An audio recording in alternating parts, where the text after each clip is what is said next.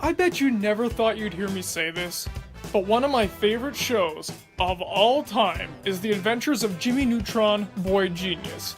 I'm not talking about just Nicktoons. I'm not talking about just cartoons. I'm talking about shows, period. Jimmy Neutron is one of those special shows where you watch it as a kid and you say, oh, this is funny, but then when you go back as an adult, you get all the references and all the wordplay that you couldn't appreciate. Jimmy Neutron is the king of those shows. The characters are perfect. The writing is basically always top-notch. There's a laugh-out-loud moment in almost every episode. It really is something special. And sadly, unlike say SpongeBob or early Fairly OddParents, a lot of people don't seem to appreciate Jimmy Neutron on those levels. They don't seem to go back and revisit it, aside from the meme-worthy episodes like Men at Work. So, rather than give an overall review, I'm gonna go through each and every episode of this series and rank them, in order of my least favorite to favorite. Now, a couple little qualifying things here. I'm not going to be including the movie. This is purely for the Adventures of Jimmy Neutron Boy Genius show, not the movie. The movie is good, maybe I'll talk about that some other day, but for right now, it's just the show. Also, I'm not including the Jimmy Timmy Power Hours. I intend to cover those in a separate video. Plus, they're not technically episodes of Jimmy Neutron, they're kinda on their own. Also, fair warning, I'm gonna be spoiling a lot of the stuff here, although spoilers in Jimmy Neutron doesn't really matter. And the first few are gonna be a little bit critical, considering the fact that this isn't a perfect show. It does have its dud episodes. What do I mean? Well, let's get started and you'll find out. This is every episode of Jimmy Neutron ranked. The Great Egg Heist is easily the worst episode of Jimmy Neutron. This one is completely messed up with almost nothing good about it. This episode should have been longer. Jimmy Neutron loves to do longer episodes, especially later on, ones with big, grand stories. Egg Heist was trying to be one of those, but it was 11 minutes. What's wrong with that? Well, they tell this big, expansive, really complex story, kind of an Ocean's 11 parody, and jam it all into 11 minutes. So nothing has time to resonate. You don't get to understand any of the complex lore behind any of this, and all the twists and turns like Calamitous being the one behind it this whole time doesn't make any sense because not only is it not foreshadowed, but everything goes by too quickly for it to even latch onto you. The humor is also phenomenally weak in this one. The only things I even cracked a smile at were the Boy Named Sue reference and Carl's obsession with Fruit Chewies. That's it. Nothing else. Everything else goes on forever, or again, it's too blink and you miss it, and then it's done. That's all. Had this one been stretched out a little bit more, it probably would have been better, but as it stands, Great Egg Heist is the worst episode.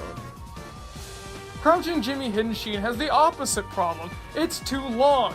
It takes itself too seriously. This episode is considered one of the worst by many people, and I completely agree. Why? It's stupid. It takes itself a little too seriously. None of the jokes are funny, the villain is ridiculous, but not in the fun way. None of it works. Unlike Egg Heist though, I'm not frustrated with what might have been, I'm just frustrated with what is. This one probably, if it was shorter, would be a little better, or maybe if it had a little bit more levity in this. But as it stands, it's kinda... not terrible, but not great, not even really close to good. What a disappointing way to end off the series. See, League of Villains was supposed to be the season finale until Nickelodeon decided, hey, we don't care about Jimmy Neutron anymore. Let's air all the episodes out of order. It's clear this one was supposed to be the end because all the villains that Jimmy's faced before, with some exceptions, come together and try to vanquish Jimmy once and for all. That sounds like a great idea, right? Unfortunately, this episode doesn't act on that premise. First of all, we barely get to see these villains interact. All we really get is Beautiful, Gorgeous, and the Junkman, and anything else really is blink and you miss it, again, like Egg Heist. But that's not all. We get villains like Eustace Stritch, who not only I don't really like, but was implied to have turned good at the end of King of Mars, but we don't get people like Seymour, who actually probably would have made sense considering that he's probably still out to get Jimmy? barely any of the villains get anything to do. Cousin Eddie only gets the gross diaper running gag, Grandma Taters gets like, what, 4 lines? King Goobot's reduced from a kind of intimidating, well thought out villain to a goofball. Calamitous is barely even there at all despite being the main villain of the show. The only one that really gets anything interesting is T from the Space Bandit team. And that's because he turns good. And admittedly, I did like that arc. But I didn't like when the others turned good too because it was rushed. It was forced.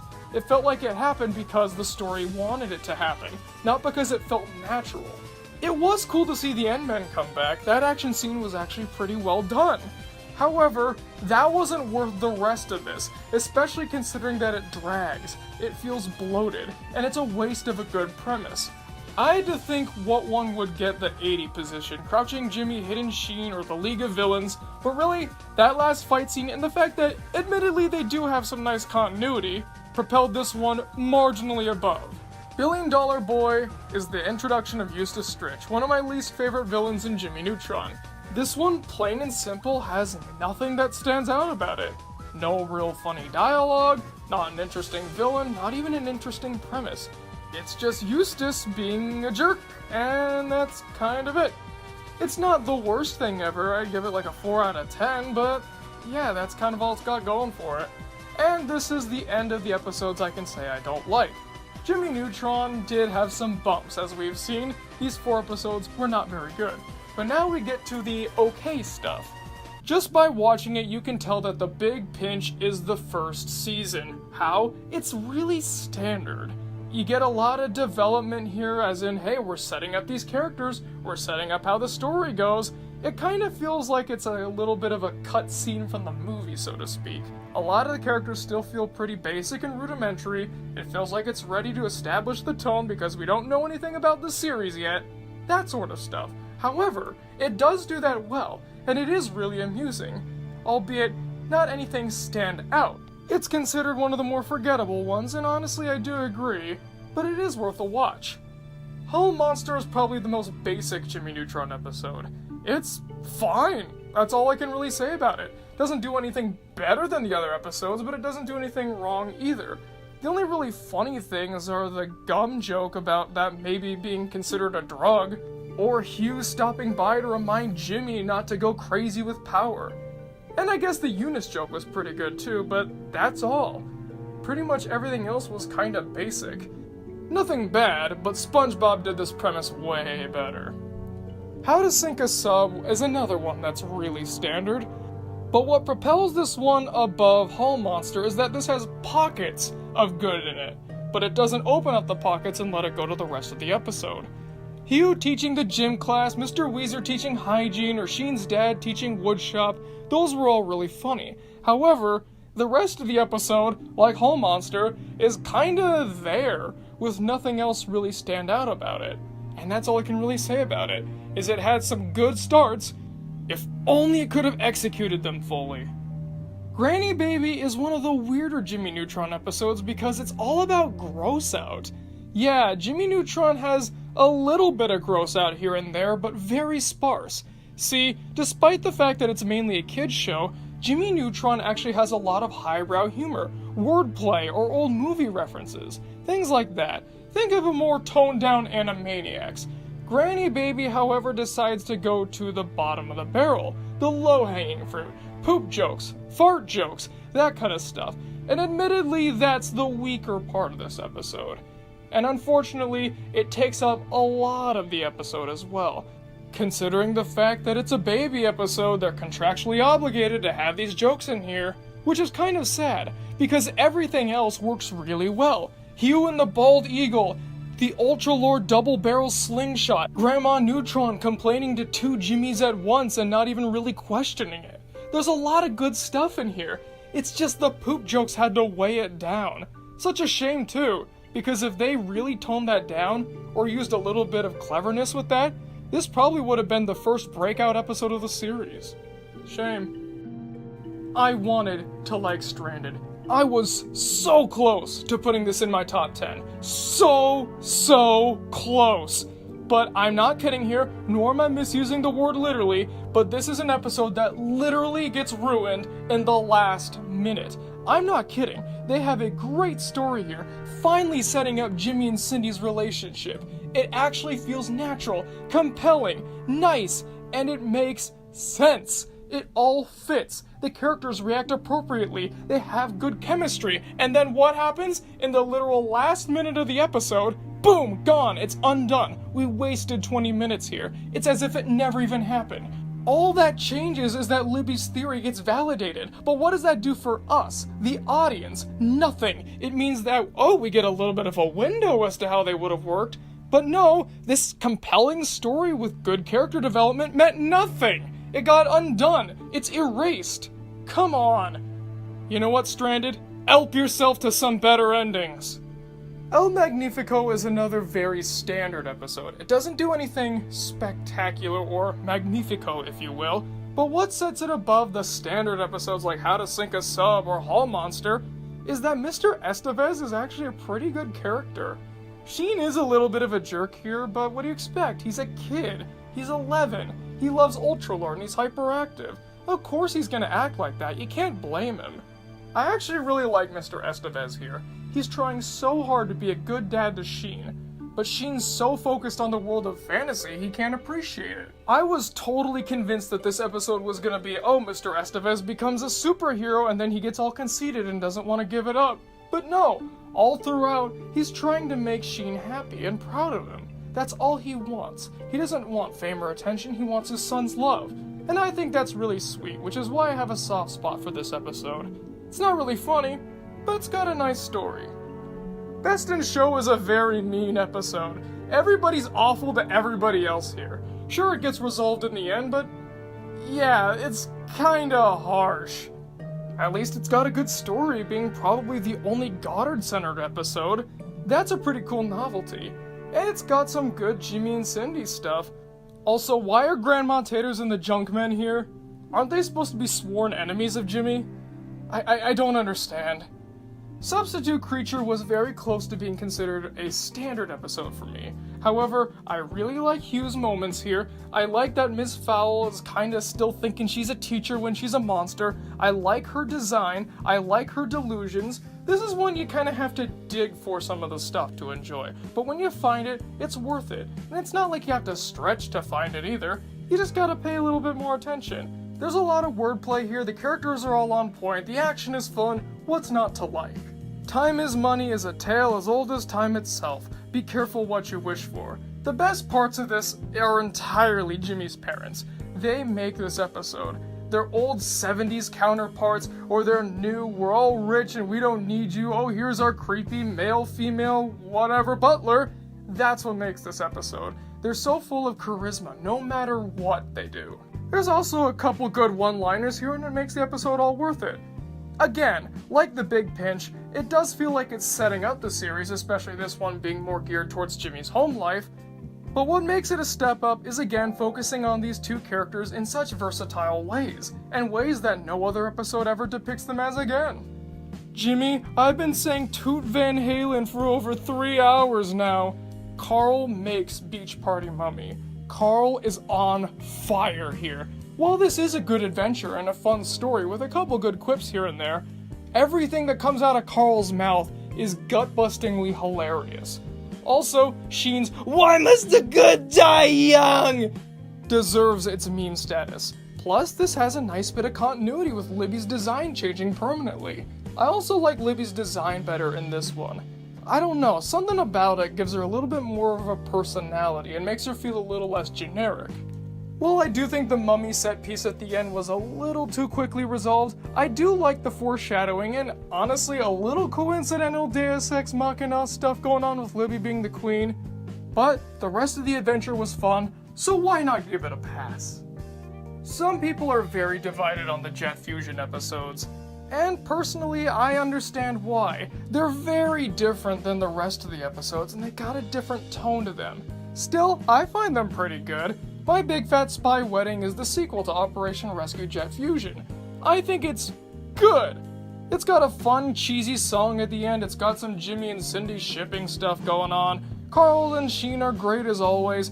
It's just that, again, they're different. It feels a little weird. They don't always feel like Jimmy Neutron. It more feels like a crossover between Jimmy Neutron and a show that doesn't exist. I don't know, is that just me? Still, I find it enjoyable enough. Not entirely worthy of the hate it gets. The trouble with clones is one that I honestly toyed with putting lower and higher. I don't know why they decided to bring Evil Jimmy back. If he ran off at the end of the first Clones episode and didn't come back, I wouldn't bat an eye. Although, that's not the only thing this has going against it. It's that this thing kind of jumbles around a bunch of plot devices and doesn't really stitch them together very well. Admittedly though, it does have some good comedy going with it. While the story is a bit lacking and a little the wordplay and dialogue is very good in this one. Especially Carl and Sheen's weird dance routine. It does have a nice epic scope to it too, even if the story isn't all there. I think with another rewrite this one would have been really good, but as it stands, it's decent. Not the best, but still good. One of them I do appreciate a lot though is Flippy. It's not the funniest episode, but it's got a really nice tone to it. It almost feels like a second Halloween special. It's creepy, it's weird, it's disturbing. It's got some odd character designs with Flippy going all crazy or Hugh getting drained of his personality. The tone is what makes this one. You kind of feel on edge the whole time, but in a fun way. And it throws enough levity in there to make it fun. Birth of a Salesman is definitely an early episode of Jimmy Neutron, but I find it really fun. What makes it stand out from the early episodes is this salesman guy. He's got a lot of charisma, he's really fun, he's energetic. Sure, he's not a bad guy, but he's doing bad things. It's a typical be careful what you wish for story that honestly kind of fits in with something like Fairly Odd Parents. Think about it. Jimmy wants something, he grants his own wish, and then it works for a bit, only to go down in flames in some pretty amusing ways. Brobot's a character that tends to annoy a lot of people, especially in universe, but really, I found him endearing. He is a lot like the typical little brother, but ramped up times 1,000. You also gotta admire how Hugh and Judy actually take Brobot in as their own son. Like, they definitely treat him like the toddler of the family, just like Jimmy wanted. The character is fun, the situations he causes and gets in are fun, especially one way, that was hysterical. So, this whole episode is just plain fun. Normal Boy is one of the early episodes, again you can kinda tell it's setting a lot of things up, but I do have a little bit of a soft spot for it, especially compared to how other people tend to basically ignore it. Again, it's like a Fairly Odd Parents style story. Jimmy wants something, he makes it happen, and then it goes horribly wrong, dooming everybody else. This one does have a leg up in the sense that we get to see some more character chemistry. With Jimmy out of commission, it's all on the side characters to carry the plot, and we get to see how well they work. Sure, Libby isn't exactly fleshed out yet, as that kinda happens in Beach Party Mummy and onward, but thanks to Sheen, Carl, and Cindy, this episode really gets to stand out. Plus, we get to see Jimmy have an out-of-character moment that makes sense. When Pants Attack was the very first episode of the show, and I think it set the tone for it very well. I love how ridiculous this premise is. Evil pants that come to life, bring other pants to life, and try to take over the town, and everyone treats it like this great pandemic? I mean, they're pants. You can light them on fire, you could run them over with a lawnmower, you could do anything to destroy them. But everyone treats it like this War of the Worlds style end of the world apocalypse. And that's the beauty part of it. It makes sense. The characters are prone to irrational behavior here in Retroville, especially that at this point in the story, they're not used to Jimmy's inventions constantly dooming the town. So it's up to Jimmy and his friends to save everything. It's got a fun adventure and a really inventive premise. Nothing feels forced, and the ending is a nice sucker punch of humor. Holly Jolly Jimmy is one that a lot of people like to harp on, but I don't know, I think it deserves a little bit more credit. See, I will admit that the story makes no sense. He's trying to disprove Santa, even though he does all the Santa stuff himself with science, so shouldn't that mean Santa can also use science? I don't know. Ignoring that strange plot turn, I feel the rest of the episode has a lot to go off of. Santa is really likable here, the festive feeling is nice, the song is fun, Hugh making a pie-themed holiday to replace Christmas is hilarious. The rest of the episode is so well done, But yeah, Jimmy's a little bit off his game here. I like Party at Neutron's for the same reason that I like Normal Boy. It's all about the ensemble. They carry this episode. Albeit this time we do get some Jimmy to intermix with it. Admittedly, the story is kinda non-existent. Jimmy throws a party and that's it. The whole point of this episode though is to see all the characters intermix with each other. We get to see some Sheen and Cindy. We get to see Carl goofing off. Again, there's not much of a story here, but the characters make it more than worth it.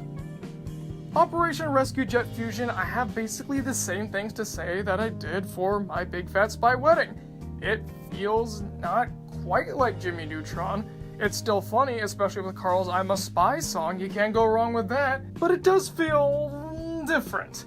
Different is good though sometimes. It is nice to get a good refresher. After all, the same thing over and over again will cause the formula to get stale. And I do like all the James Bond references here. And considering that unlike My Big Fat Spy Wedding, this one has a lot of action set pieces, it makes it worth the watch. You can tell they wanted to shake up the formula and try something new, and you know what? I cheer for them for that. Good on ya. And it turned out pretty well. Ruby Madness, it's tearing us all apart! Carl, again, makes this episode. Just like Beach Party Mummy, he takes what would be a pretty good episode, but amps it up. However, this time it's not all on Carl and some pretty good action pieces. This time we get some pretty cool set design seeing outer space. Who doesn't love those space bandits? Carl's Ruby Madness, what they plan on doing with the Rubies, the fact that the story has a lot of stuff going for it, and actually flows together nicely. Admittedly, the Ruby Madness stuff feels a little rushed, but you know what? I'm willing to forget that because they cram a lot else in here. Jimmy on Ice is one of those that seems like a standard one, but I've always kind of liked, especially for the Caribou or the Carl clan. Those two are especially highlights, but again, it's another be careful what you wish for story. Albeit this time, has a little bit more fun with it. It's not grounded to, oh, it's Retroville and that's it. This time we get to a Frozen Wonderland Retroville, considering it's in Texas and we don't get snow here in Texas. Yeah, it's gonna be something new and exciting. And then it devolves into a tundra, so it's a constantly changing landscape, which keeps the story on its toes. Who Framed Jimmy Neutron has an awful story. This is a terrible mystery. Even Scooby-Doo gets this right with setting up some clues or some red herrings. But no, the pool of suspects is limited to literally one person, and if that wasn't the case, there'd be literally no way to find out who the bad guy was. Yeah, that sucks, but what makes this one so high up? It's the humor. Like Granny Baby, it makes up for the bad aspect of the episode that honestly takes up the whole thing. But this one is a lot better when it comes to humor. Almost all the jokes are gutbusters. Carl and Sheen trying to bust Jimmy out of jail, Sheen trying to turn the other two in for a partial reward, Carl having to go to the bathroom, Sheen's obnoxious singing, that kind of stuff. It's all really funny. The only problem is the story weighs it down. But you know what? I'm willing to overlook it because the rest of the humor is so well done. The Science Fair affair puts all the characters' wonderful eccentricities on full display. The climax is a little forced with Bulby just coming in and creating a conflict, but again, I'm willing to overlook something like that because it's so minor. Besides, let's be real, Jimmy's machine was gonna get screwed up anyways. The trial scene is fun, Willoughby is great as always. What's not to love about this one? Similar to Party at Neutron's, it puts the ensemble on full display and lets them run. One of the main things I love about I Dream of Jimmy is its sheer creativity. Like a lot of Dream episodes, they try to make it absurd, but rather than something like Squidward and Clarinet Land, this one doesn't go completely off the wall insane. No, it creates this alternate world where kind of anything can happen, but also anything can happen. It's a little hard to explain without watching the episode itself, of course. But it makes sense. Carl is Jimmy's sidekick. He'll obviously want to be the genius sometime, and then of course everything gets drafted up into his own weird view of everything, plus the weird aspect of the dreams making no sense, just like everyone else's dreams. Love potion number 976/J. Oh boy. So this is the one that pretty much solidified, undeniably, without a doubt, Libby and Sheen are gonna get together and Jimmy and Cindy are gonna get together. Sheen doesn't really know what he's doing, but that makes for some cute moments. Plus, Sheen is hilarious as always. And this shows that Jimmy and Cindy could actually work. If they'd only stop fighting and get along for once, they'd probably do pretty well together. And the best part, we all know what this is. Carl and Jimmy's mom. And this doesn't really go away either. Despite the fact it's technically cured, it becomes a lingering joke throughout the entire series. But this is absolutely its peak. Carl goes absolutely insane and is deluded into thinking they're meant to be. Oh, it's great! The Phantom of Retroland was one that I thought I wouldn't really like so much upon rewatch. This one stood out a lot to me. Not only is it taking that urban legend, is it real, is it not real, that we all have when we're kids, but it sets it at Retroland at night, and it has some nice set pieces going for it. And Carl trying to weasel his way out of going to Retroland is great as always, and the fact that, yeah, everyone knew the whole thing was fake this whole time, but they really wanted to have some fun, and that's why they were mad at Jimmy, that's a nice subversion. I like that. Top it all off with Nick getting something to do, and you've got a pretty good episode that honestly I did not see coming. I had a similar reaction to Vanishing Act, albeit this one more surprised me because of its story. Cindy is awful to Jimmy here, but that's clearly because she's driven insane with jealousy because Jimmy likes Betty Quinlan and not her.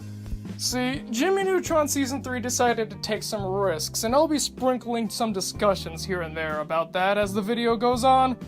But yeah, one of the main things they decided to do was actually try to pair Jimmy and Cindy together. Take that, Stranded! Honestly, it works well here.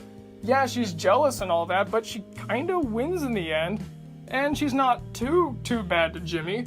And similar to I Dream of Jimmy, this one has a lot of creativity going for it, with all the weird set pieces they go to in this crazy world, and they do it all in 11 minutes. The Tomorrow Boys is one of the better Jimmy Neutron story-heavy episodes. See, another thing Season 3 tried to do was take the stories of Jimmy Neutron and blow them up to this big grand scale, at the expense of the comedy, the characters, the charm, and basically they didn't really work. But this is proof that they could have worked. What you need to do is have a nice balance. Sure, the Tomorrow Boys has a pretty good story. I'm not gonna deny that. It was really well made, has some good atmosphere. However, it's not too grimdark. It's not too, let's play the story entirely straight. One of the things Jimmy Neutron has struggled with is telling a serious, straight story, which makes me very, very scared for what Season 4 would have become, but more on that later. The Tomorrow Boys is one of the standout examples that this could have worked. Unlike, say, Crouching Jimmy, Hidden Sheen, this episode keeps the story going, it's not overly ridiculous, doesn't take itself too seriously, and is actually funny. Now, this is one of the few times where the story-centered episodes actually do pay off. It does have some good jokes in here. The toga, toga, toga, that's always great. Plus, Hugh trying to fill the Jimmy-shaped hole in his heart with his flea circus, that's great. But one of the things I do like about this is that Jimmy for once gets taken down a peg. See, another thing that makes those story episodes in Season 3 tend to not really work as well is because it either feels out of the show's element or it feels like something we've retread before. However, this is a concept that I wanted to see from day one. Jimmy getting paired up with a bunch of other geniuses and realizing he's not entirely all too special, even if he is young. This episode also has a good villain, Seymour. He's very different from the other villains we've seen in Jimmy Neutron. Rather than being big, bad, evil with a comedic twist, he's actually pretty devious. Seems not threatening, but is probably one of the nastier ones because he's fine with letting people die if he can steal Jimmy's work and take it as his own. And get Jimmy out, of course. Additionally, he also tries to befriend Jimmy, getting his trust, making sure Jimmy never suspects him. I like that touch, and that makes me all the more upset that he didn't come back for League of Villains. Sure, he's not this big diabolical villain, but he basically tried to ruin someone's life here and almost killed people with his molecules. I think he's Villain League material. Hey, do you like fish snackums? I sure do, and I also like this episode. Rise of the Uzi Scab is another episode where Carl is the best thing ever. Everything that comes out of his mouth is hilarious. His mom will let him have radar, fish snackums, but it also has a nice adventure going for it, and also has more comedy than just Carl. My favorite part is the end where it turns out that the treasure of the Uzi Scab was actually just saltwater taffy. So yeah, they kinda went through this thing for nothing, but everyone still treats it like it's this great big treasure, except for Jimmy and a couple of his friends, because, you know, they're disappointed they went through this whole thing. You get the idea. My Son the Hamster is an interesting take on The Fly. The Jimmy stuff is okay. You know, nothing out of the ordinary, typical Jimmy Neutron, but what makes this episode is Hugh spending time with the hamster on Jimmy's body. This is great, especially how he doesn't really notice, so all of his interactions with hamster Jimmy really stand out. One of the things I like most about Hugh Neutron is that, yeah, he's technically speaking the dumb dad trope, but one, he's not too dumb, and two, unlike say Mr. Turner from Fairly Odd Parents, he clearly cares about his family, not just his wife, but his son as well. He really wants to be Jimmy's good friend, even if he does now have a rodent head. That's why Hugh's always right up there with Carl as one of my favorite characters in the entire show. This guy is great. Not only is he a good person, but he's a laugh riot. This is no exception. When losing Kaboom was a very big gamble. It's a story-based one, and it's really long. However, this one stands out being that it's basically derived entirely on action. The set pieces, the danger, all of this on this crazy weird pseudo game show thing made by this terrible evil host. I like it. It's really exciting and it keeps you on the edge of your seat.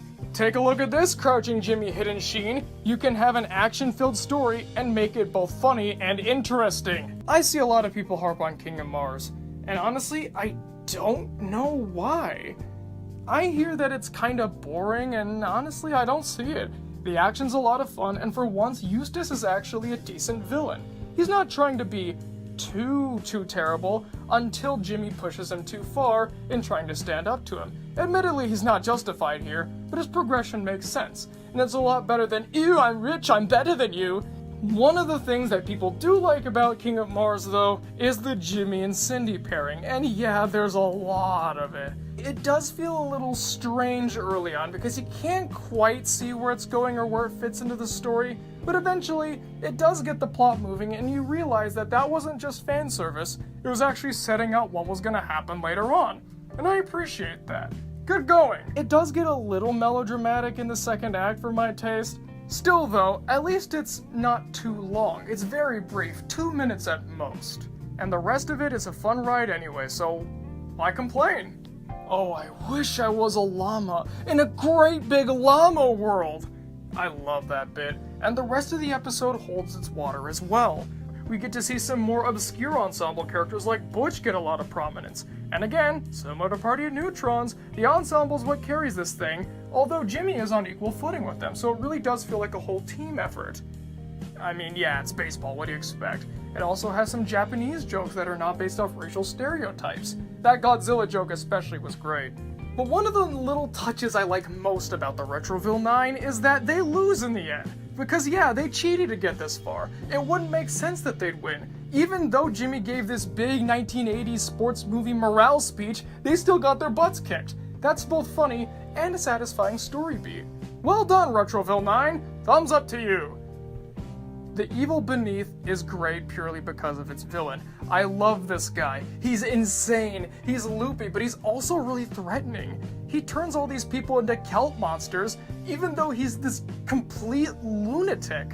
Carl and Sheen and Jimmy go on this big adventure, and it's fun, it's funny, but dang, this villain guy makes this episode. I wish he came back for League of Villains. I mean, come on, he's hilarious. Oh, Send in the Clones is a classic. Story goes that Jimmy makes a bunch of clones, but they're not perfect clones of him as they all have exaggerated personality traits, and one by one they make his life miserable. But they do it in all such unique ways. One of them is depressed and makes Carl think he's gonna be dust in the wind. One of them makes Cindy faint because she gets so full of emotion. One of them makes fun of Ultralord. One of them makes the grandma smile so hard her dentures fall out. Things like that. The story's really fast-paced, and it jams a lot into it, but story's not really what this one's about. It's about comedy, and dang, this one gets it right. Hypno Birthday to You is another classic, another be careful what you wish for story. You notice a pattern here? It reminds me a lot of the Fairly Odd Parents episode Christmas Every Day, although this one has a lot less story elements to it and a lot more focus on humor. During every one of Jimmy's birthdays, somebody's doing something and it's always the same, and you can see how it slowly wears down on them. Except Sheen. Sheen could go forever. Top it all off with a pretty sweet and then ending in funny conclusion, and you've got a really solid episode. Broadcast Blues is an episode about nothing. Nothing but puppets! Jimmy trying to compete with Cindy and Libby on his public access show, it makes for a lot of really inventive, fun situation. But the best parts of this are Principal Willoughby and Sheen, with Principal Willoughby providing a lot of really weird jabs and meta commentary on public access TV, and Sheen with his crazy, weird puppet show going on. Oh, it's great. And it's got a really fun song in it, too. Jimmy and Cindy's competition isn't mean-spirited, it's them having different visions, and that happens sometimes when you're forced to work with someone you don't really like. That prevents it from feeling out of character, which I appreciate. Something weird about Make Room for Daddy-O is I always forget how good this one is. Whenever I'm going through the episodes to watch, I always think, this one again, I don't know about it. But then when I watch it, I remember, hey, I really like this one. He was one of my favorite characters after all, so getting a Hugh-centered episode is a lot of fun. And we see that, he embarrasses Jimmy a lot, but Jimmy still cares. And that ending where they sing that duck song, it's sweet. I know it's funny because the song is really stupid, but it's nice to see Jimmy get along with his dad. Crime Scene Investigation is Who Framed Jimmy Neutron done right. Not only does this have the same level of humor as Who Framed Jimmy Neutron, but it's also got a fantastic mystery element. It subverts you completely, but the mystery reveal makes sense. And they show you a good pool of suspects in 11 minutes, and you one by one weed them out. And it makes sense as to why they weren't the person who did it, but they do have some connection to the crime, so to speak. Take notes, Who Framed Jimmy Neutron? Crime Scene Investigation is how you do a mystery episode correctly. Technically speaking, Professor Finbar Calamitous is the main villain of Jimmy Neutron. Even though he appears 7 times, this, Professor Calamitous I presume, is his main introduction. And it shows that even though he can't finish a single, sentence, he's a pretty intimidating guy, and his plan to get Jimmy to finish all of his inventions in order for him to take over the world is not bad. He was great as always, and we get to see some nice Jimmy and Goddard stuff. You don't get to see that all too much. Clash of the Cousins, oh boy. This is another mystery one that has a very good story going for it. See? Who Framed Jimmy Neutron? You can do this well and not have it be forced. Admittedly, the mystery isn't as strong as in Crime Scene Investigation, but the humor is much, much stronger. That and the villain is a lot more intimidating than a squirrel. It's Cousin Eddie. So yes, there is a genius gene going through the family. It's not only Jimmy, which makes me wonder, was Jimmy like this when he was a baby? I mean, I'm not talking about evil, but could he talk? Could he make all these crazy devices? I don't know. Also, I love Jimmy's family. They're insane and bizarre in the most perfect of ways.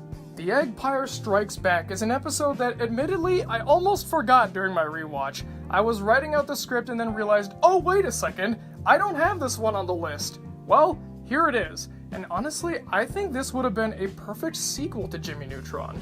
Don't get me wrong, please don't make it longer, because we know what happens when Jimmy Neutron likes to blow out their stories. We get things like Crouching Jimmy, Hidden Sheen, or League of Villains. We don't want any of that. As it is, it continues the story of the Jimmy Neutron movie very well, it feels natural, and all the characters still feel right at home in their roles, while still keeping their development that they've had as the series has gone forward. Very good job. I didn't think Jimmy Neutron was the kind of movie that deserved a sequel, but this is the best they could have gotten, I'd say. It's scaled down appropriately for TV, but it doesn't feel like some kind of forced conclusion, considering the fact that Jimmy Neutron, the movie, was meant to lead right into the series, so it didn't have such a shut conclusion, so to speak. Foul Bull proves to us that all is fair in love and war. Honestly, there's nothing much else I can say about this one aside from the fact that it's a laugh riot. The boys are not doing a great job impressing this girl, but what do you expect? They're kids, they don't know how to do any of this stuff. Battle of the Bands plays with the cliches very well. There's always that typical story of we make a band, we get big, then we all get conceited and vain, and then everything comes crashing down only for us to unite in the end and pull it all off. You know, the typical 80s movie kind of thing. Well, Battle of the Bands subverts that. Not only does it really make fun of all the cliches, but in the end, they don't win. They get 8th place even though there were only 7 acts. The witty banter is great as always, and Hugh coming in to remind them to have fun with it provides a nice capper. It doesn't take itself seriously because if it did, it'd be a season 3 episode. I mean, it'd be delving into those cliches it's supposed to be making fun of. Who doesn't love the nanobots? they're classic villains that honestly I wish we could have gotten a little bit more of. But considering the fact that we're number 31 on the list and this is the very first time they've appeared, you can tell that their episodes are often held in some pretty good regard. Fundemonium is about Hugh getting a new job as a toy designer, but because he's not really that good at it, Jimmy has to do it all for him. So I guess toy designing is on the table if, being a genius doesn't really work out for Jimmy. And the nanobots decide to take over the toys and design some kind of mecha death machine in order to, be the nanobots, cause endless trouble, and get rid of human error. It's got a nice dark tone in the third act while still being fun and lighthearted. I know that seems a little bit like a contradiction, but let me tell you, Fundemonium pulls it off. Ultra Sheen is nothing but fun. Sheen gets to go into his Ultra Lord video game and fight right alongside his hero. Of course he would love that, right? There's also the running joke of Carl being really indecisive about what game he wants to use, even though they're, let's be real, kind of all the same game. And then he tampers with the Ultra Lord game, making it very, very dangerous for them to be inside. I keep forgetting this is an earlier episode because it feels really developed, both in the humor and story departments. Way to go! Attack of the Twonkies. This is probably the best action Jimmy Neutron has ever had. It's got a giant monster rampaging all throughout Twonkus 3, and then in Retroville as well. And I do feel so bad for Sheen. Yeah, he's not a good singer, but he just wants to belong. You gotta love the Twonkies themselves as well. They're adorable at first, and then at the slightest bit of music they have a seizure, and then turn into these awful monsters. I really like these villains, and I like that the third season also put these guys in little Easter eggs in every episode after this, because in the end, it's revealed they're not all gone from this world. Uh-oh. Sorry Wrong Era has a cliched premise of, oops, we went back in time, and now there's dinosaurs. But thanks to the Jimmy Neutron writing style, it averts the cliches and is actually really dang funny. I'm not even just talking about Leppy here, although Leppy is great, of course. Carl is great, Jimmy is great, Sheen is great, everything is great in this one. It's got some nice atmosphere going with it, but let's face it, this is a humor episode. Jimmy's trying to get them all back, Sheen is with the pterodactyls, and Carl is kind of goofing off while only somewhat grasping the seriousness of the situation. If I were to ever think what would happen if these three went back in time, I'd say this fits perfectly. It all feels natural and they bounce right off each other. I love shows that can do that. You take any character, then throw them in any situation with some other characters, and they're so well developed that they can bounce off each other with no restraint. The jokes write themselves. Sorry Wrong Era proves it. I'd say See Jimmy Run was the first part where I knew this was going to be something special. This is the first time where every single joke is lightning fast, non-stop, and always really good. It's not like the earlier ones like, say, Brobot or Birth of a Salesman, where they throw out a few here and there, and most of them are good. This time it's one every few seconds, and they all hit their mark. That's what Jimmy Neutron was able to do, and this is the first one, in order at least, that pulls it off. And then there's Trading Faces, which has the same things going for it as See Jimmy Run, lightning fast quips and great characters. The only thing that makes this one above it is that it subverts the body swapping thing. Yeah, they are still trying to get back to their old bodies, but they're trying to screw each other over the whole time. It's a lot like Carpet Diem from Gravity Falls, but this one came out first. Safety First introduces us to the wonderful nanobots. They're trying to save Jimmy from this awful bully named Terry, which is a girl's name, by the way, I'll get to that. But then they take the safety stuff way too far and end up getting Jimmy to basically be the tyrant of the school. The nanobots aren't evil in this one, they're more just incorrectly programmed. They misunderstand their primary function, so you can kind of understand why they're doing this, plus it's hysterical. But the best part of this is Judy and Hugh thinking that the bully Terry is actually a girl that Jimmy has a crush on, and they jump to some extreme conclusions every time. They're a little overbearing, but they mean well. Would Mr. and Mrs. Turner do something like this? No way. Incredible Shrinking Town. Another one that I keep forgetting how good it is until I watch it. The atmosphere in this one is really well done. Yes, we're gonna go through this again. Shrinking plotline. It's cliched. Jimmy Neutron subverts it by having all the characters be really in character and bounce off each other. It has the same things going for it as Sorry Wrong Era, only this time has some nice story elements to go right alongside with it. One of the standout extended episodes, if you don't mind me saying. Crunch Time is one that a lot of people seem to like, but I seem to like it a lot more than other people because of just how insane it is. Jimmy creates this candy and everyone loves it. So much so that they go absolutely mental to get it. And that's the crux of the episode. Seeing these people go literally insane trying to get this supposedly great candy. And the minute that Jimmy says, "Oh, I'm not making it anymore," they start a riot in 10 seconds. There's kind of this subtext of a drug going on here, like how they wake Jimmy up to get their fix, or how they'll give him anything he wants. Something you tend to appreciate more as an adult, I can say that. Journey to the Center of Carl. It has the same things going for it as Sorry Wrong Era, only the humor is even better. Especially the parents trying to cure their kids. Hey, Bubba Boy! Maternatron knows best. Ho ho ho boy. First off, the Maternatron being really safety oriented reminds me a lot of the nanobots. My favorite line in this whole thing is, "You can't go outside, that's where the Civil War was held." Jimmy and Hugh have some great chemistry here, and it never ceases to make me smile. No matter what, these guys are great. Throw in Judy getting to kick some butt at the end, and you've got a stellar episode. The feud is so weird, and I love it. We get to see Hugh and Mr. Weezer, two totally bizarre oddballs, clash for honestly something really stupid. And it kinda has a little bit of a commentary on human nature, that feuds are stupid, but even some really sensible people can kinda lose their wits and get down to the low level, showing with Mrs. Weezer and Judy. Sheen is hilarious as always, and the climax is a lot of fun. It's a must watch if you're going through Jimmy Neutron. So is Sheen's brain.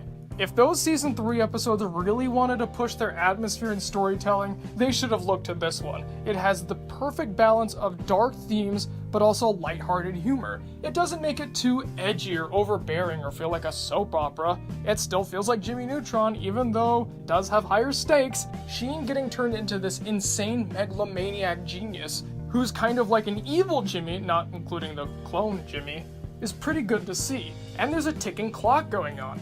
If they don't save Sheen in time, his head will explode. It's a classic for a reason. Remember how I said Hugh was one of my favorite characters? Well, this one's all about him, and it's him on full display. He's on his A game the whole time, trying to prove he's not a bad camper, he knows what he's doing, and everything is Jimmy's fault. And it's not mean-spirited either. That's something I appreciate about this episode. Wilderness, yeah, kind of beats down on Jimmy a little bit, but it also shows that he was only doing it because he feels really insecure about himself, and he's trying so hard to seem like a hero to these guys. And in the end, he makes up for it all. And hey, he brought us a lot of great laughs along the way, so you can't stay mad at him. The Junk Man Cometh is another one that has a really good story going for it, and a great villain. The Junk Man is a charismatic evildoer, and he's got a great design. And hey, Brobot comes back, and it's not to annoy Jimmy this time, it's because he's actually in some dire danger. Great space adventure to be sure. Grumpy young men. Jimmy, Carl, and Sheen turn old, and that's the premise. It's another one of those where you throw the characters into a weird situation and have them just go. Every possible old joke you could think of, they tell it, but they don't go with the cliched, "Ooh, my hip, oh, I can't remember things." What they do here is stretch it to an unbelievably ridiculous level that you can't help but gawk at it. And that's what makes it so high on this list. Maximum Hugh is the combination of the episode we just talked about and Make Room for Daddy-O. It shows that Hugh really cares about Jimmy, shows that Jimmy and Hugh have a good bond, but it's also gut-bustingly hilarious. Yeah, it's a sports episode, so they gotta have those cliches there, but once again, they stretch it out to an unbelievably ridiculous level, like how literally everyone except the Weezers cheated. Sheen brought a hobo as his dad instead of his actual dad because his dad was too busy. It's so crazy and so bizarre, you can't help but get swept up right along for the ride. Now, The Eggpire Strikes Back wasn't the only episode I forgot about on this rewatch. There was also Monster Hunt, because it's paired with Jimmy for President, and I thought, yeah, I already know that one's great. I saw that one a little bit before this rewatch, I don't need to go back and watch it. But then I remembered, oh wait, Monster Hunt. Yeah, because I don't remember this episode, it's probably gonna be, mid-tier, kinda lower. But no, this one was way better than I remembered. What makes this one stand out? Well, I'll tell you. It has that same Jimmy Neutron fast quip, non-stop lightning fast jokes that every single one hits, but it's done in a way that's different from the others. How so, you may ask? Because nobody ever pays attention to it. I'm not talking about this episode getting overlooked per se, I'm talking about how it's joke, joke, joke, joke, joke, joke, joke, joke, joke. It's not joke and then it comes back later, or joke and then it leads to another joke. All the jokes are on their own. They're their own isolated little island, and it's so rapid fire that it's hard to keep track of them all, in a good way. The captain is also great. I love this guy. His inane ramblings are hysterical. Sheen being so excited to go out onto the sea, and Snappy's relationship with Carl is kind of adorable. Honestly, one of the more underrated episodes of Jimmy Neutron. Nightmare in Retroville is something really special. Yeah, it's got blood, but let's move on from that. Look at all the horror references they got in here.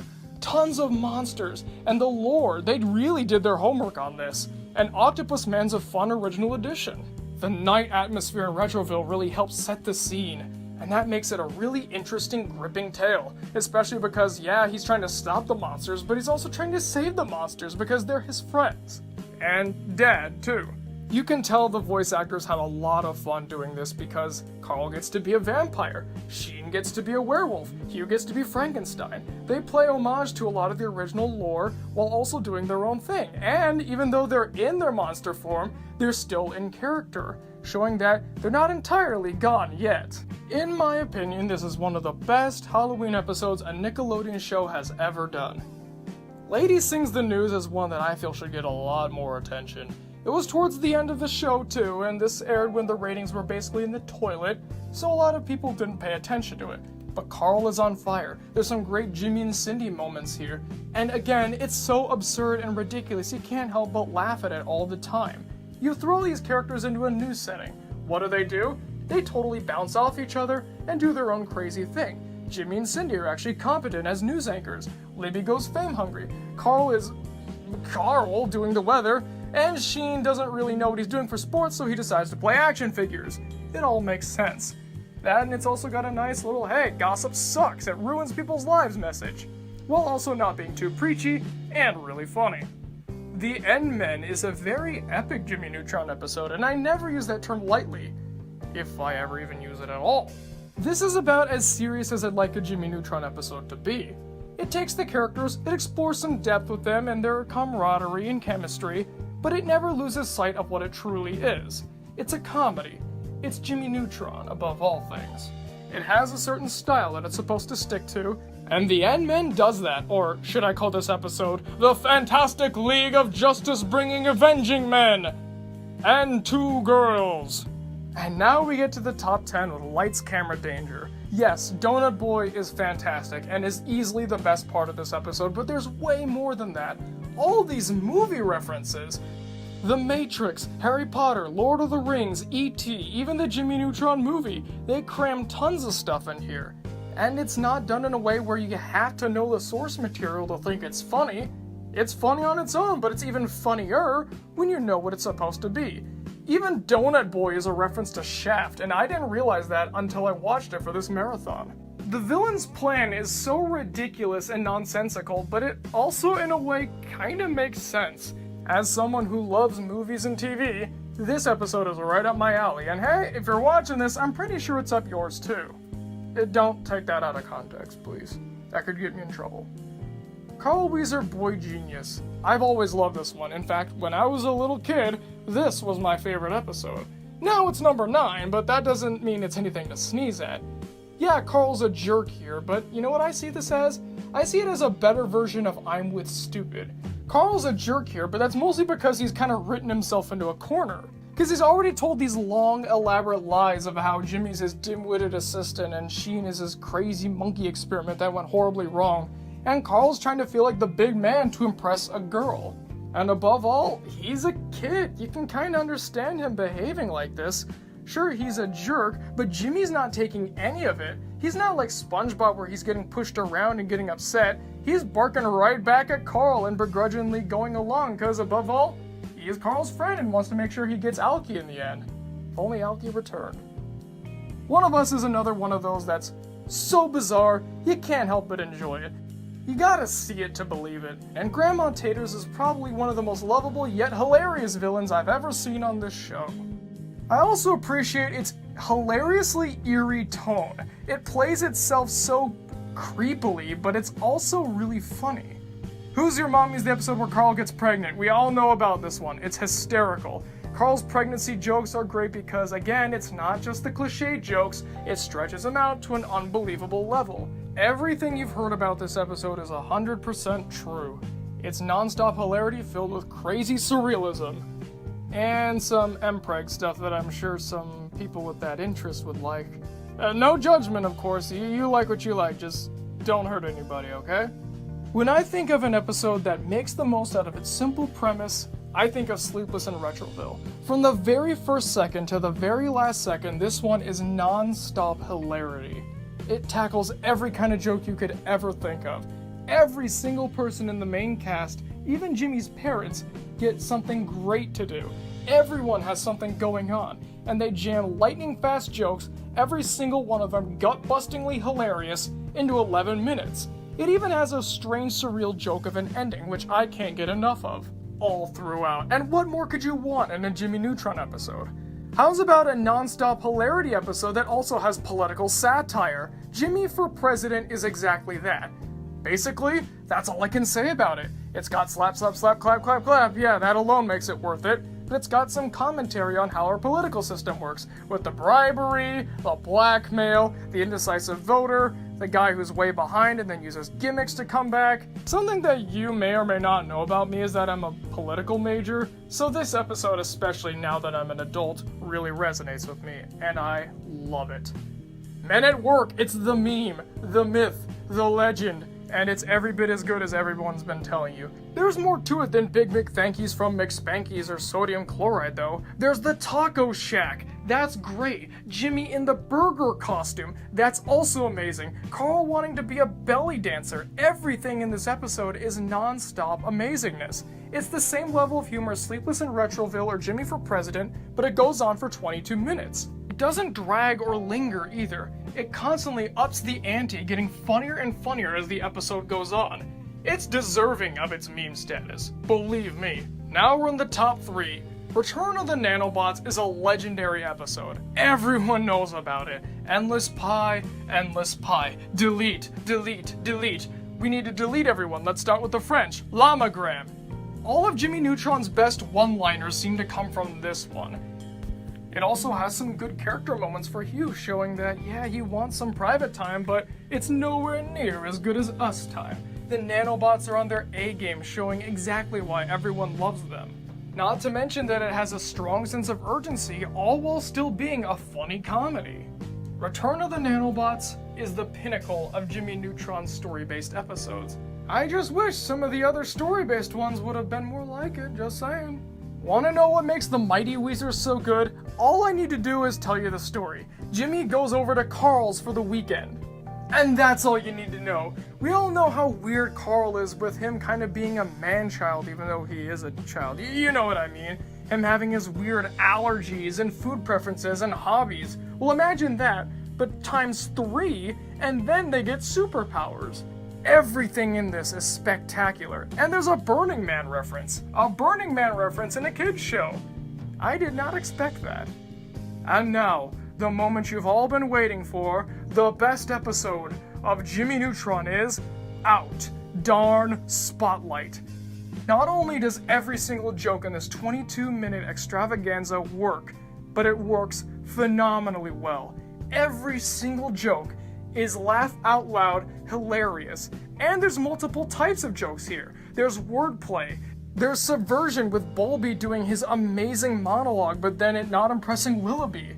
There's jokes based off of people doing plays. As someone who's been in a lot of stage productions, I can tell you that everything that can go wrong goes wrong in here. People forget lines, people aren't ready for their cues, special effects go wrong, someone's trying way too hard to steal the show.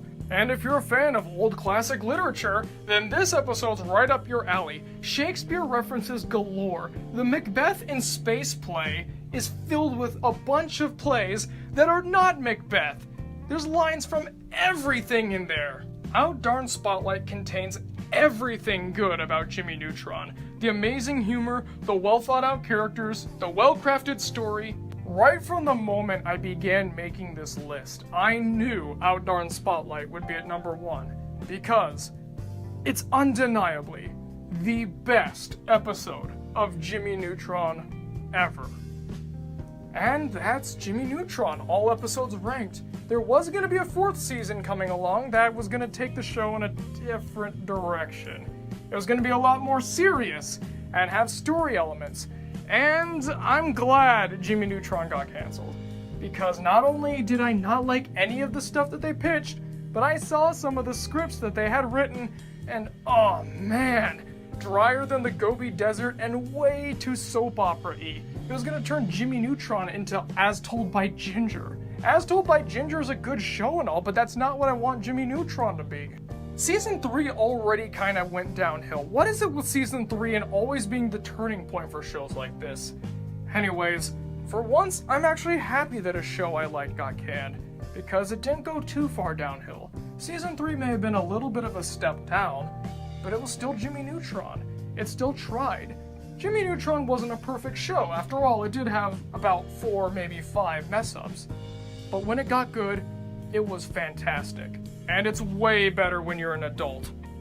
By all means, stop watching the video now and go check this show out. It needs the attention. So folks, thanks for watching the video. What'd you think of it? What'd you think of the list? Comment below and let me know, because I'm always excited to hear what you guys have to say. What are you still doing here? I told you to go leave. I'm not even gonna say I'll see you guys next time, because you're supposed to be watching Jimmy Neutron right now. What are you doing here?